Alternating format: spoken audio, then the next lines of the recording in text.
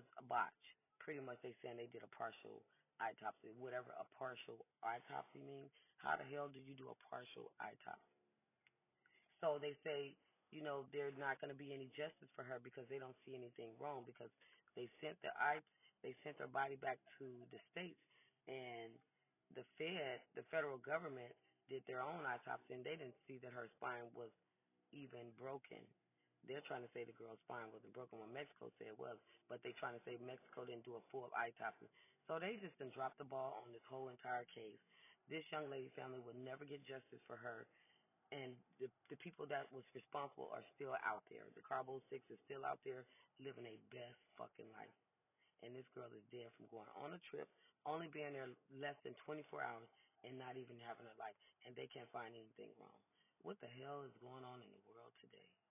What the fuck is the world coming to an end, man? I'm telling y'all, this shit is crazy. How in the world did you not prosecute? And they say they can't find any wrong thing with her. I'm gonna play y'all a little bit of clip of Lionel B show. He was talking on it, and they also got WBTV got the autopsy report where they showing that Mexico did a partial autopsy. I don't even know how you do a partial autopsy. And then the United States federal government did an autopsy, which showed that her spine was intact, unlike what they said on the paperwork in Mexico. So they're contradicting each other, and now this family is outraged because they probably never going to get justice. They're never going to extradite these people. And with the video floating around, they saying that's not enough proof or evidence to say that this is how she actually died or passed away. So this whole thing is a tragic. No justice. This family suffering. This young lady has suffered. And this is ridiculous. And all the people that was rooting for her, we are outraged. Like, how in the hell could y'all make these mistakes? How the hell that our own United States government do not want to prosecute these people for doing this? Now they saying that there's still a chance that these people could be prosecuted. But how you don't find anything wrong when she was assaulted in the video? That is a crime within itself. And you don't think that that's enough evidence to show that she could have broke her neck, but they saying her neck is not broke. So they don't know what in the hell killed her. And that's not enough evidence to show that somebody could have broke her neck or her spine or caused her blood vessel to bust in her head or something for her to die or something. I'm not sure how that works and what's the real documentation of it, but this girl is no longer. She's no longer with us, and she's no longer here with her family. And they can't even find justice. And they know the people that was there responsible. So it doesn't make sense to me. Y'all go ahead, please subscribe to the video, subscribe to my channel, like, share, hit the notification bell for future videos. And I'm going to show y'all a little clip of Lionel B's show, so he was talking more about it. All right, and I'm out. On Your Side Tonight continues now. Good evening, and thanks for staying with us here at 7:30. This afternoon, a critical update came down in the murder case of Shanquella Robinson. The Charlotte woman was murdered while on vacation in Cabo, Mexico last October. We're here today. Obviously, everyone knows that the FBI has released their statement indicating that they don't plan on filing any charges after investigating Shanquella's case. So we're here today. We're disappointed, but we're not deterred. The surprising announcement you just heard, U.S. prosecutors will not be bringing charges in Robinson's death. At the top of the hour, we broke down the new information brought today by the Robinson family's attorney. The autopsy conducted by the Mecklenburg County medical examiner found Robinson's spine was intact. That's a contradiction from what Mexican authorities reported. The medical examiner ruled the cause of death remained inconclusive, though hematoma of the forehead was consistent with blunt force trauma. We're not going to stop until we get to the end of it. Take it to the bottom of it. We're going to get to the end of this. No, this not going to happen, No, I've been crying, I'm hurt. I'm hurting all the way around.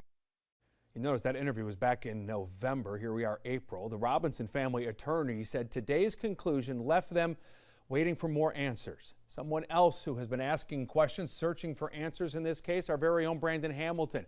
He has been following this case every step since the beginning. Brandon's coverage on the Shanquella Robinson case has taken him to the nation's capital and a national audience, trying to help the Robinson family find some closure in this case. And Brandon joins us live tonight. Brandon, I know you spoke extensively to Robinson's parents here. You've covered this story so closely.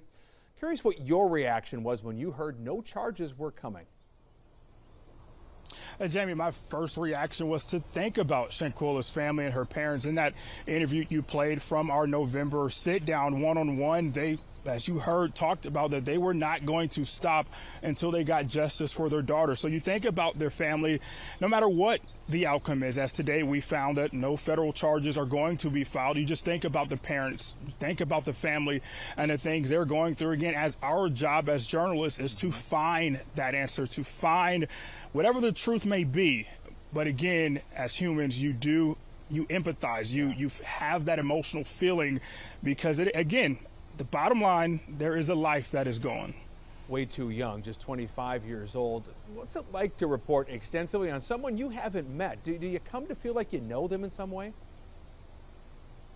Jamie, you do, and I've said this so many times, and even to younger journalists and students that I mentor. As a journalist, your job, you want to come off as human. So you don't want to be just another reporter. You don't want to be just another journalist. So allowing the family to know that you care about them. You're going to report the facts still. You're going to be impartial. You're going to make sure that you cover all of your bases, but just knowing that, you're someone they can trust, knowing that you're not going to spin anything, that you're going to stick to what you know. It does make you kind of feel like you do know the family because, like you mentioned, Jamie, I know I took the trip to D.C. to be with the family. So you saw them every day. You see them in the marches here in Charlotte, so they do grow kind of a connection with you. And we've seen that reaction here locally, nationally, as well as so many has followed this case so closely. Then comes today's news. Mexican authorities claiming one thing in regards to Robinson's spinal cord being injured. The Mecklenburg County Medical Examiner says something else. Describe the frustration as a reporter to hear different things when we assume both sides are meant to be credible here. Yeah, Jamie, that is the frustration. As we know with the Mexican government, they've said one thing. We hear today from the U.S. government a completely different thing when it comes to that autopsy. And it's more frustrating because, again, when you think of the world, you want to think every country, when you talk about governments, you want to think every country is up front providing the information that you need. And we know here, being in the United States of America, we do have more access than a lot of countries when it comes to requesting information, getting those documents. So when we've reached out to the Mexican government, we reached out in earnest thinking they were going to send us those documents back, and to see their documents claiming that spinal cord injury, and then to find out today the U.S. autopsy did not show a spinal cord injury, that it was broken, then you start to question, okay, what did the Mexican authorities really tell us? And so that's the frustrating part, because here in America, we trust our government, we trust the things that we get told. And then to see that completely different, it is frustrating. Meanwhile, the family waits for some sort of answers in all of this. Brandon Hamilton live tonight here in Charlotte. Brandon, appreciate you spending some time with us. And our coverage of the Shanquella Robinson case continues tonight. Our Nikki Hauser will join us with a live update, new reaction to today's update. Again, that's tonight on WBTV News at 11. You can also get the latest updates anytime on our WBTV News app or online at WBTV.com.